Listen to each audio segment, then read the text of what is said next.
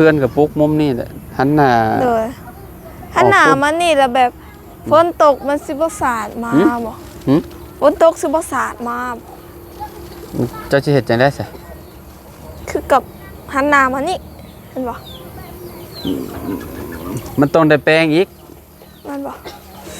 มันก็บ่ฮ้อนเลยมันสมมุติว่าตัวนี้ยาวแต่ตัวนี้มันเท่าไหร่ล่ะก็ต้องได้หันหน้ามาฝากทางเนาะโดยสมมุติว่าตั้งขนาดเนาะโดยแม่นแล้วปอบโดยมันแต่เฮือนนี่ติมันนี่มันติดเฮือนหลังนี้โดยสมมุติว่าแปลงดินลงมาฮอดพี่เด้อคักอยู่ก็สิได้หันหน้ามาพี่อีหลีแหละพี่น้องหันหน้ามาพี่เนาะโดยหันหน้าออกทางกันนะทางไง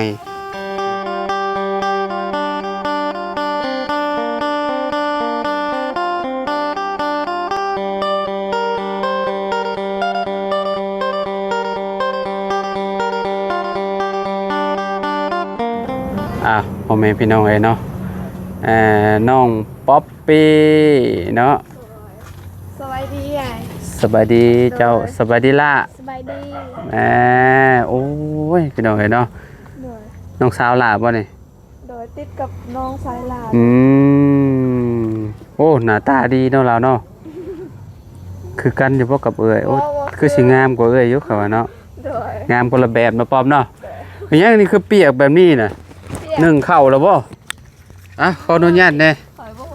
น้องป๊อปโอ้ค่อยจะได้สิหนึ่งแล้วเลยโดยไปหนึ่งละเจ้าบ่หนึ่งเอามื้อนี้คือเห็นไปเฮ็ดเวียกโดยไปเฮ็ดเวียกล่ะฝนตกใส่เบิดและเปียกหากระหอนเฮือนแล้วฝนตกใส่เจ้าห้ามบ่โดยห้ามอยู่ใส่บ้านดงนี่บ่โดยมันคือแบบมันมืดมากแล้วมันตกแล้วได้ยามนี่เนาะโดยคือไปเริ่มเฮ็ดเวียกแบบว่ามันแบบใดน้องอันผู้ที่ว่าจะไปสอนงานเพิ่นไปใส่เฮ็ดนำกันอยู่บ่กันแต่ว่าทางพอเท่าหันหัวหน้าคอยเสียแล้วบ่มีคนอยู่ห้านแล้วหมู่คอยแบบเพิ่นหากะมาเห็นของก็มีบักหลายๆแล้วแบบยังบ่ค่อยเข้าใจขนาดคอยอยู่เดือนนึงก็ยังแบบบ่ฮู้หลายก็เลยดึงโตจะไปซอยเวียกก่อนโดยโอ้เข้าใจแล้วสาเพียงเลยเนาะไปจากมื้อกับบ่ฮู้คือกันมื้ออื่นคันหัวหน้ามาก็ถือว่าบ่ได้ไปแล้วคันหัวหน้าบ่มาก็ถือว่าได้ไปคือเก่าต้องไปซอยเพิ่นโดยพี่น้องเอ้ยเนาะกะเพิ่นให้จ่ายเงินเลยบ่เอาไปเฮ็ดมื้อนึงหรือว่าต้องถ้าเอาน้ำมาก่อนแล้วก็เจ้าสิไล่เงินให้โดยเพราะว่ามันบ่ฮอดเดือนเด้ไปหามื้อก็ได้อัน500,000เนาะมื้อละ100,000เนาะบ่ฮอดดอกอันมื้อละ100,000ก็ต้องเดือนนึงต้อง3ล้านแต่นี่เดือนนึง2.5 ล้านเด้ได้มื้อเท่าใดฮะได้บ่ประมาณ 70,000 บ่70ก็มื้อละ100 บาทติหรือว่า 65,000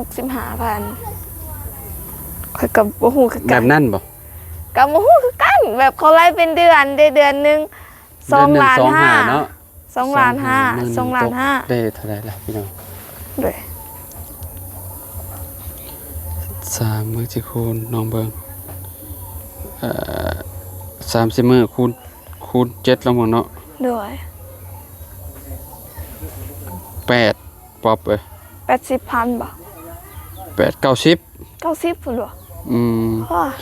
โอ้90นี่มันสิได้อยู่ประมาณ2.7 ล้านบ่แม่นแล้ว85เนาะได้85ก็ยังได้อยู่2.5 ล้านผม2.2 ล้าน56เด้56เนาะได้บ่ได้54ซะบ่53 53ก็ลดลงมาประมาณ80กว่าพันไปมื้อนึงนั่นบ่ฮอด90ประมาณนั่นแหละเอาเฮ็ด10มื้อเด้เราเฮ็ด10มื้อ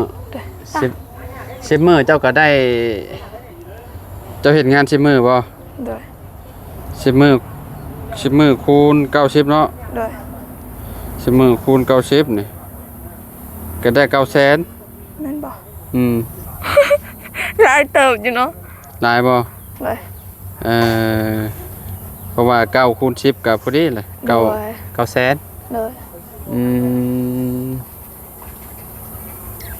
เริ่มเป็นแล้วบ่งานอันหมู่เจ้า เป็นแล้วเป็นน้อยเดียวคือเก่า เป็นอันเดียวคือเก่าติ โดย แม่ยังบ่มาแต่เวียกบ่ มาแล้วแต่แม่คอยบ่สบาย ใช่เราอยู่ไส อยู่เพื่อนของน้าบ่าว แม่นบ่คนนอนอยู่ครับบ่ โดย เราเป็นหยัง เราเจ็บหัวแบบ เจ็บ ไอ หัวครั้ง คื ห อ นึง เจ็บหัวแล้วก็แบบไอบ่เซาแบบนี้เฮาก็เลยเมื่อยบอนเอ็ดรากีแซนรวยกีเดินงอนออกอ่างปะ เจ็บหัวและไอพร้อม โดย เออเรา หึ เคยกินยาอยู่บ่ เคยกินยา เบิ้ เส้ ล น และยาเรา ยังอยู่หากระสือให้แม่เมื่อวาน ซื้อมาเมื่อวานนี่ โดย ก็ยากิแก้ไอพร้อมบ่ ซื้อยาแก้ไอแล้วก็ยาเจ็บหัวแล้ว อ๋อโดย แต่ว่าคอยซื้อแต่ยาแก้ไอยาเจ็บหัวหันแม่คอยบอกว่าได้แล้ว ห้วยเป็นยังกันน่ะ ของแซ่บมาอยู่นี่กันแหละ ปิ้งไก่ โดย ปิ้งไก่บาบุญ โดย โอ้ปิ้งไก่บาบุญสารวัน โดย มาฝาก โดย คอยกินปิ้งไก่ขอโคตรเจ็บเอวเลยตอนนี้เจ็บเอวเจ็บขาเลย เป็นหยัง ก็เป็นหยังเนาะ โดย เป็นประดงบ่เจ็บไปเลย แม่ โอ้เจ็บเอวพี่น้องเอ้ยจะเป็นหยัง โดย โอ้เจ็บแฮงเลย โดย สงสัยเป็นนิ่วแล้วบ่จักอันนี้ มันก็กั้นไปกวาดเบ้าง ก็เจ้าว่าเจ็บหมองแอวอ๋อฮ้อนนี่ว่าแม่นและ100%แล้ว โดย ย่านเด้ คือกั้น ย่านได้ไปผ่าตัดโอ้ my god พี่น้องเอ้ยตายแล้วบัดนี้ โดย เจ็บอะไรยืนโดนๆแบบนี้บ่ได้เลยปอบแบบ โดย แต่ว่ามันคือมีแนวแทงนี่ โดย แข็งกระเดยอยู่ โดย เป็นได้บ่บุญเพิ่นเว้าหยังกินนี่เพิ่นว่าเพิ่นสิสร้างเสาเฮือนให้บ่ โดยเพิ่นบอกว่าสิสั่งเสาเฮือนให้ว่าสั่งมืออื่นมือหือจึงสิฮอด อืมเจ้าว่ามาพร้อมกันกับบ้านน้องใจดีบ่จ๊ะ บ่เพราะว่าบ้านเฮือนใจดีให้มืออื่นบ่ แม่นอายเป็นคนสร้าง แม่นบ่ แม่นอายเป็นคนสร้างมาอัน โดย บ้านน้องใจดีนี่คือแบบ โดย ที่สร้างอุปกรณ์เฮ็ดเป็นพวกไม้พวกหยังหั่นแหละเนาะ โดย หลังจากที่สร้างมาแล้วก็ โดย สิให้สร้างเพิ่นมาดำเนินการเลยแบบมากบไม้กบหยังแล้วก็บากเสาบากหยังก็คือแบบเนาะยกบ้านขึ้นแล้วก็เฮ็ดเฮือนน้องใจดีหั่นนะ โดย แต่น้องป๊อบก็อดแนวก่อนเนาะ โดย ตอนนี้สมมุติว่าบ่าวบุญสารวัตรสั่งเสามาเนาะ โดย เงินทางบ่าวบุญนี่ก็บ่ฮู้ว่าสิเหลือเท่าใดพี่น้องแล้วก็ โดย บ่าวลี่เนาะบ่าวลี่ยังมีอยู่เนาะ โดย ทางงบบ่าวลี่น่ะยังเหลืออยู่ 10,000เนาะ10,000ก็ประมาณ6ล้านไปปลายๆแหละเนาะพี่น้องก็ โดย บ่ฮู้ว่าเพิ่นสิเอาเฮ็ดหยังต่อนะหรือว่าเอาเก็บเมียนก่อนเนาะหรือว่าเอาไว้สมทบซื้อไม้อุปกรณ์เฮ็ดเทือนน้องป๊อปเพิ่นนั่นแหละพี่น้องเพราะว่ายังหลายอย่างสมมุติว่าสิเฮ็ดสำเมืองน้องใจดีนี่ก็6คูณ7นี่ก็ราคาน่ะค่าสร้างอยู่ประมาณ30ล้านก็บ่ฮู้ว่าสร้างแถวนี้เพิ่นสิเอาเท่าใดหั่นน่ะเนาะก็ต้องถามเบิ่งว่าหลายๆสร้างเนาะ โดย เพราะว่ามื้อนั้นสร้างแลเพิ่นเว้าว่า45ล้านก็เลยพากันอึ้งไปเลยมื้อนั้นค่าสร้าง บัดนี้ขอลดน้ำเพิ่นบัดนี้ขอลดอยู่30ได้บ่วะ30เพิ่นว่าเพิ่นคิดไปคิดมาแล้วก็ลดได้เนาะก็เลยตัดสินใจเอาลาวนะมื้อนั้นนะก็บ้านบ่ฮู้ว่าบ้านน้องป๊อบนี่มีน่าสิมีอยู่สร้างเนาะสมมุติว่าเฮ็ดเทือนเพิ่นอีหลีนะพี่น้องเอ้ยเนาะฝนตกซะแบบนี้มันก็แน่นคักเป็นอย่างแรกนี่เนาะ โดย แต่ว่ามันอยากอันนั้นเนาะป๊อบเนาะ เหยียบให้มัน เหยียบบ่ ติ ได้ ด เนาะ เกิบเฮา มันติดเกิบเนาะ โดยไม่ยอมเป็น มีหยังหลอดไฟคือเอาไปตากฝนแบบนั้นบ่สอดบ่ บ่เพราะว่ากบแล้ว ฮะ เฮากบแล้ว กบแบบใด แบบกบกองตักมันได้ อ๋อ งับสวิกมัน โดย โอ้ งงพี่น้อยเนาะ โดย กบบ่ซะ โดย เพิ่นงับสวิกไฟลงแล้วเนาะบัด โดย สิเปิดก็มีแต่เอาขึ้นเนาะ โดย ฝนตกใส่นี่มันก็ข้างแล้วมันแน่นมันหนาดีแหละพี่น้อยเนาะปูเขื่อนก็สบายเลยบัดนี้เนาะ โดย โอ้กอหน่อไม้คือแปลนเลยน้องป๊อบ แปลนแล้ว เบาเสียงบ่จัดการ โดยเบาเสียงกับ เบาเพิง ยังเหลือแต่ต้นบางมี่แหล้วเนาะ โดย ปูเขื่อนกับปุกมุมนี่แหละหันหน้า โดยถ้าหนามันนี่แล้วแบบฝนตกมันสิบ่สาดมาบ่ หึ ฝนตกสิบ่สาดมาบ่ เจ้าสิเฮ็ดจังได๋ซะ คือกับหันหนามันนี่เห็นบ่ มันต้องได้แปลงอีก มันบ่ มันก็บ่ฮ้อนเลยมันสมมุติว่าตัวนี้ยาวแต่ตัวนี้มันเท่าไหร่ล่ะก็ต้องได้หันหน้ามาฝากทางเนาะโดยสมมุติว่าตั้งขนาดเนาะโดยแม่นแล้วปอบโดยมันแต่เฮือนนี่ติมันติดเฮือนหลังนี้โดยสมมุติว่าแปลงดินลงมาฮอดพี่เด้อคักอยู่ก็สิได้หันหน้ามาพี่อีหลีแหละพี่น้องหันหน้ามาพี่เนาะโดยหันหน้าออกทางกันนะทางไงเนาะโดยถ้าเฮ็ดไปแนวนี้มันก็บ่งามเด้อเนาะโดยสมมุติว่าตั้งแบบนี้ตั้งแบบนี้สิเป็นจังได๋สมมุติว่าทางขึ้นทางแบบนี้ขึ้นทางนี้โอ้ใจเจ้าสิเอาไปทางใดเอาไปทางนี้ทางเดียวก็คือทางนี้เนาะโดยเฮาเฮ็ดเรือนตัวนั้นน่ะแบบแล้วเฮาก็มางอเรือนตัวนี้หรือว่าสิจงไว้ก็ได้เห็นบ่1 2 3น่าสิได้อยู่เนาะประมาณเกือบ7 เมตรพุ่นแหละนี่เนาะปอมเนาะโดย7 เมตรแต่ว่ามันต้องเอาเสามาให้พี่เนาะเสามาให้พี่ได้อยู่เนาะได้บ่ไม่ใช่อันหลักแดนน่ะมันอยู่ในใช่หลักแดนหันเด้ใช่ขาวๆน่ะโดยอยู่เทิงบ่โดยอ๋อนี่เป็นดินกับเจ้าได้ติโดยมุมนี่เป็นดินกับเจ้าแล้วโดยต้องปลูกกับพี่เนาะหรือว่ามองน้องเจ้ามาฮั่นโดยเอาไปพูดโดยเพื่อนน้องพอดีสมมุติว่าได้เฮ็ดอันนี้แล้วจะประมาณจะคนก็สมเจ้าอยู่7 คน7โดย7นี่เอาเจ้าในห้องนึงอยู่แล้วผู้เดียวเจ้าโดยหรือว่ากับน้องโดยแม่ก็กับน้องอีกน้องผู้ชายผู้นั้นเด้สบานโดยเพิ่นสินอนอยู่ไสบ้านนอนอยู่นอกเอาบ่โดยแต่คนมื้อนี่เพิ่นก็นอนเฮือนอยู่บ่น้องชายเพิ่นปู่ที่ว่าอันมั่างเฮือนน้ำเฮามื้อนั้นน่ะโดยนอนอยู่ในเฮือนตลอดนอนอยู่นี่นะโดยเพราะว่าน้องค่อยเห็นแบบว่าเดี๋ยวนี้หั่นบ่ฮู้คือกันเพิ่นบ่ค่อยไปลินไสแล้วโดนเติบแล้วแม่นเบิดนี่เนาะเรียนชละอยู่นี่เนาะโดยแต่ผู้นี้อยากออกคือผู้นี้เติบเนาะอยากออกแบบแขกๆเนาะเจ้าเนาะหน้าตาเราอยากออกแขกๆกันนะพี่น้องเนาะน้องยังก็น้องสีอันนี้ยังช้าบอกไม่วันน้องยังก็ลูกน้องวอนวอนสีพี่น้องวอนแล้วก็ชื่อเพิ่นผู้นี้และชื่อแบบหลายชื่อก็ได้เนาะโดย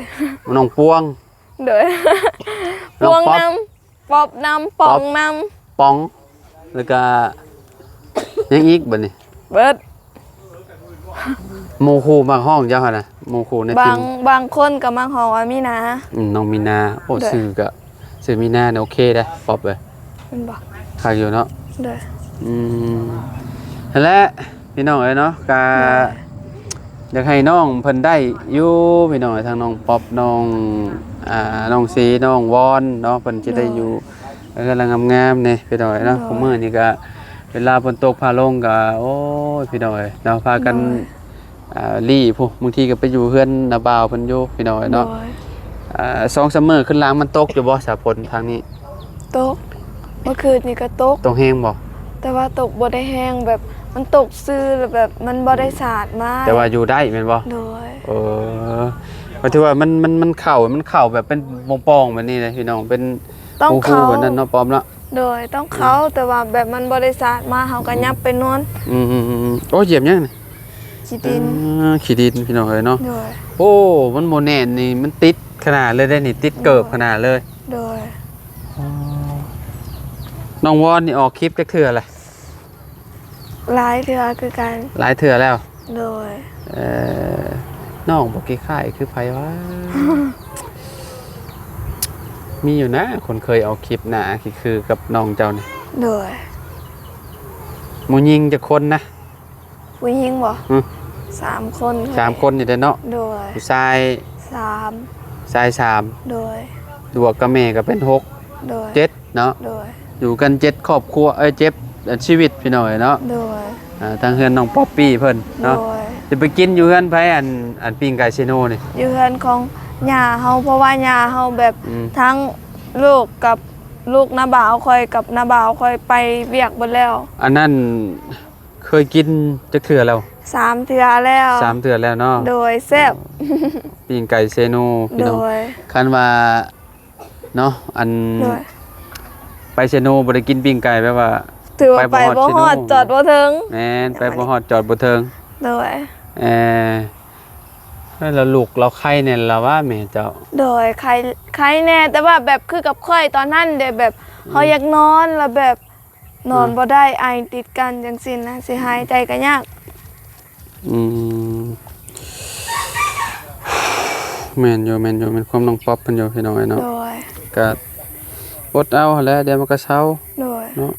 หากเวลาเป็นไข้นี่อยู่ใกล้กันมันก็ติดกันแล้วได้ โดยแม่ เฮงดีเป็นไข้หวัดนี่โอ้ยอม โด เลย ยเนาะบ่เกิน2มื้อดอกพี่น้องเอ้ย คือ ติด กัน เนาะ แม่นแบบ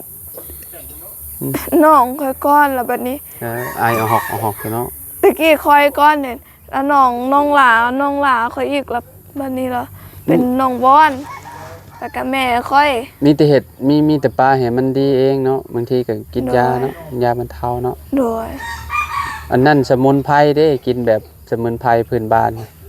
โดย อันพักกินผักอีเลิศแล้วก็หัวปักบัว โดย หัวจิงไข่กระเทียม แต่ว่าบ่เคยได้กินดอก เอามาผสมกันซอยๆแล้วก็ โดย ใส่บักนางเลิศนะ โดย รู้จักบ่ใบชะพูนะ บ่ฮู้เก้า บ้านเจ้าห้องใบหยังบ่ฮู้แต่ว่าก็เจ้าเอามากินกับลาบเด้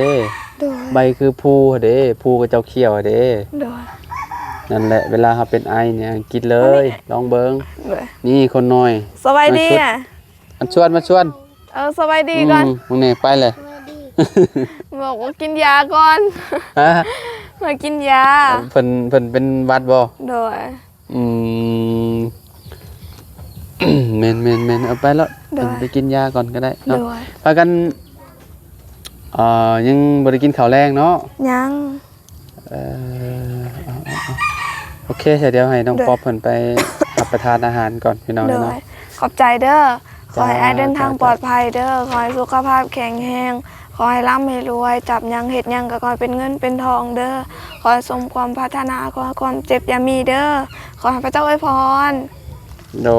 ยขอบใจหลายๆเด้อน้องป๊อปเนาะขอให้เนาะประสบความสำเร็จ